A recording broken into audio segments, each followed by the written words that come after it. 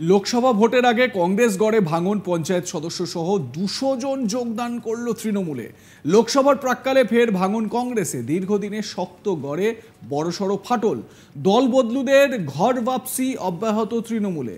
বিগত পঞ্চায়েত ভোটে যে বুথে কংগ্রেসের কাছে ধরাশায়ী হয়েছিল তৃণমূল, যে বুথে লিডের কারণেই কার্যত জেলা পরিষদের লড়াইয়ে মন্ত্রীর ভাইকে হারিয়েছিল কংগ্রেস, সেই বুথেই এবার কংগ্রেসের পঞ্চায়েত সদস্য সহ 2 শতাধিক কর্মী যোগ তৃণমূলে। যদিও এই যোগদানকে গুরুত্ব দিতে নারাজ কংগ্রেস, ভয় দেখিয়ে চাপ সৃষ্টি করছে তৃণমূল, অভিযোগ কংগ্রেসের। লোকসভা ভোটের প্রাক্কালে শুরু হয়েছে রাজনৈতিক চাপানুতর। মালদার হরিশ্চন্দ্রপুর 2 নম্বর ব্লকের দৌলতনগর গ্রাম পঞ্চায়েতের ভৈরবপুর বুথে এই যোগদান কর্মসূচি। ভৈরবপুর প্রাথমিক বিদ্যালয় প্রাঙ্গণ জেলা পরিষদ সদস্য বুলবুল খানের নেতৃত্বে হয় এই কর্মসূচি।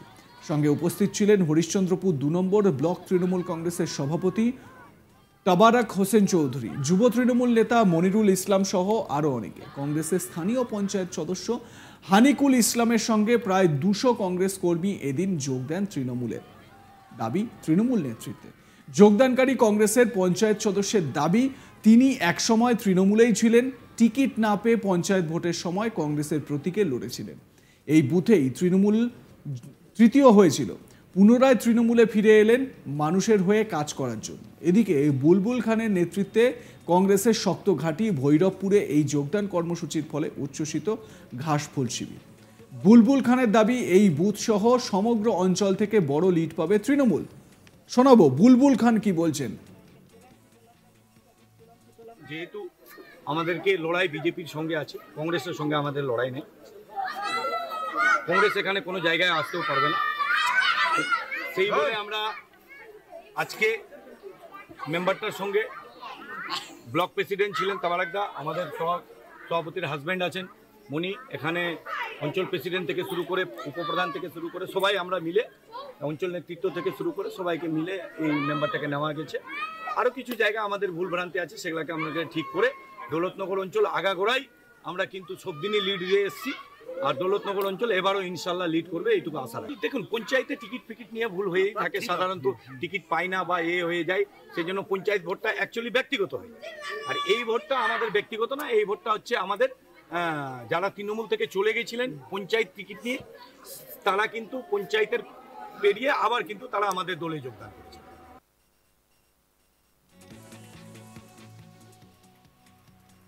তৃণমূলে ঘর বাপসি হলো, এরকম এক যোগদানকারী হানিকুল ইসলাম, তিনি কি বলছেন শুনুন।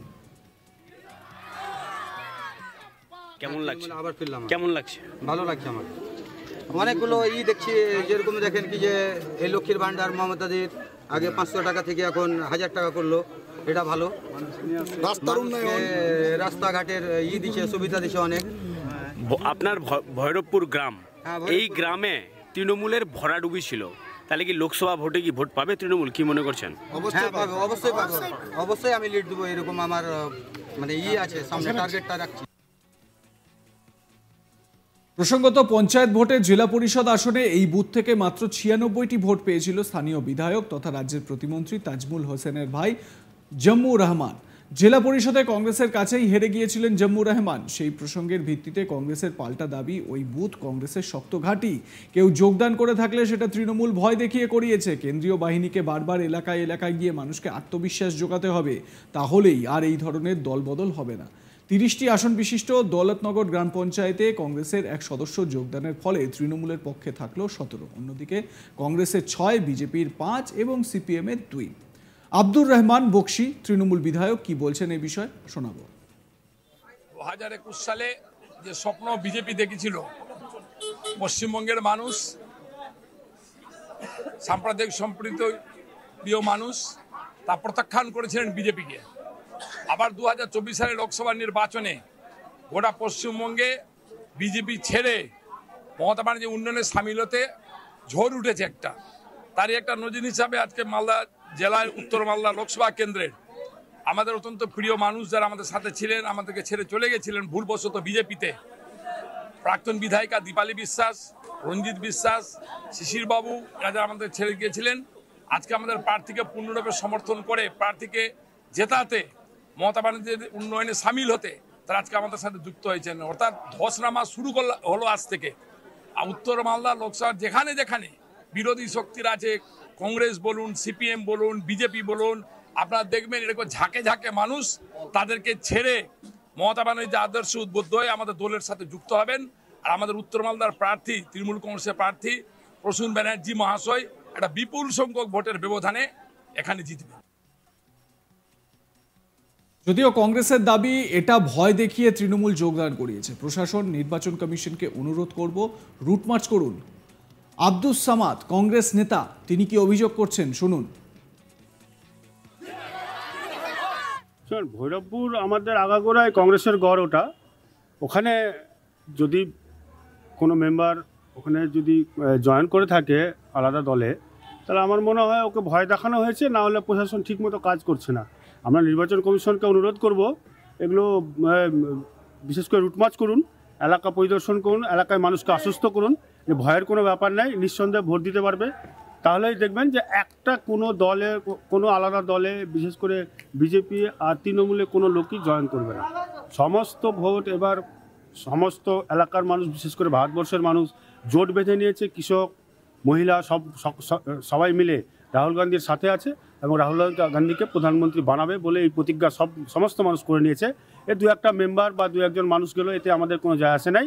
আমরা এবার হরিশ্চন্দ্রপুরে বিশেষ করে সঠিক মানুষকে পেয়েছি, যে লোক না অন্যায়ের প্রতিবাদ করতে পারে, যে লোক না আমাদের হিন্দু মুসলিমকে একসঙ্গে নিয়ে চলতে পারে, এরকম মানুষকে আমরা জেতানোর জন্য আমরা তৈরি হয়ে আছি। হরিশ্চন্দ্রপুরের মানুষ, এগুলো দেখিয়ে কোনো লাভ হবে না।